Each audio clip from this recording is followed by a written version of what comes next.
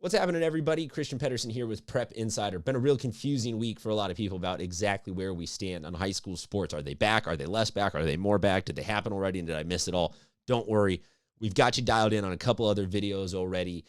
Great conversation with John Labetta, the former San Diego section commissioner. If you have not checked that out, he and I go into way depth and detail about all of the challenges facing individual school sites, sections, and everybody in between about getting back to play and exactly what the hurdles are to pass there.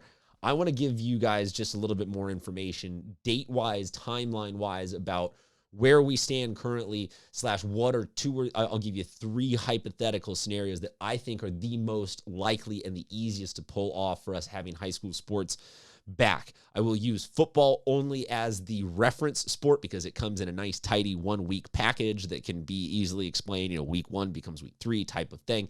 But again, this is talking for all sports.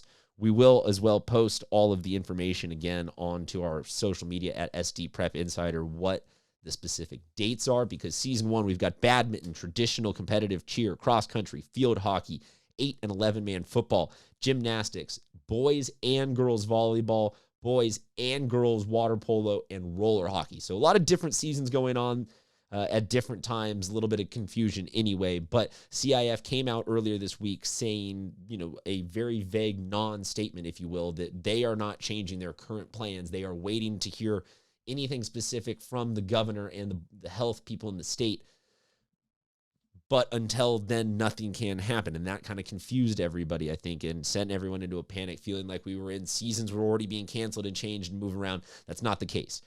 Right now, upon recording this on November 19th, we are still 4 to 5 weeks away from practices / season starting, depending on where you're looking at this calendar for the San Diego section.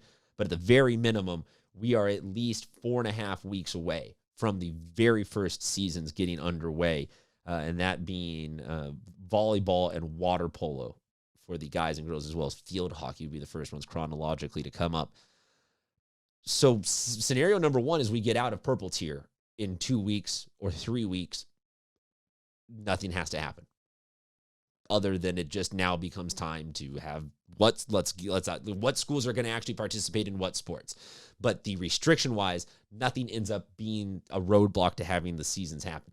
Scenario number 2, no state playoffs. Not because they are getting outright canceled because of COVID, but because the state CIF people that I have all spoken to have been very cognizant and aware of that's an available block of time that is not make or break for the high school sports experience, maybe for the economic ecosystem. That's a different show. It's a different podcast. But just in terms of the actual sports itself happening, collapsing that 2 to 3 week buffer that is at the end of every season, just erasing it, you end on the section championship.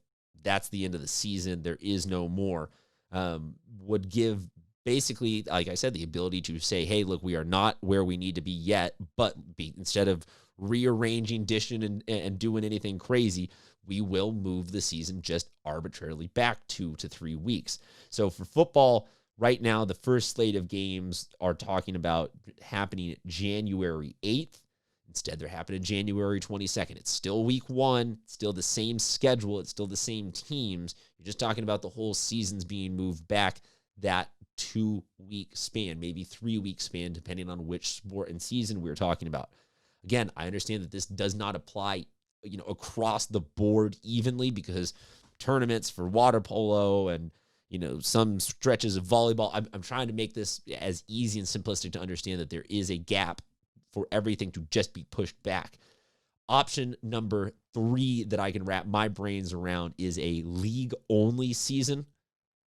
I understand with all of this that you got to just bear with me a little bit for some of the hypotheticals, trying to boil this down into a well under 10-minute type thing for everyone to consume. But option number 3 of a league-only season is probably going along with collapsing the state playoffs and then doing league only, so you're getting later on both ends to buy maximum amount of time for schools to come up with the logistic capabilities of PPE and testing and all those types of requisite precautions that they need to take.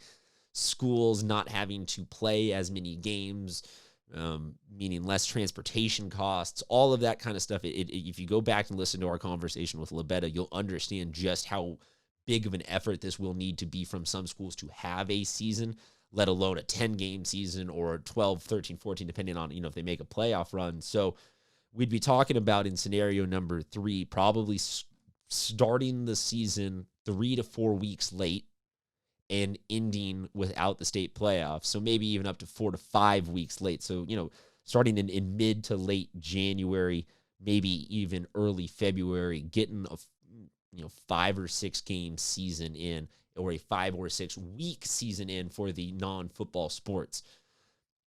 That seems to me like the uncomfortably reality check type scenario that we would have to address, that not a lot of people want to address, because, what non-league games do you get rid of? What this, that, and the other gets canceled? Nobody wants that. Everyone wants version 1 to happen.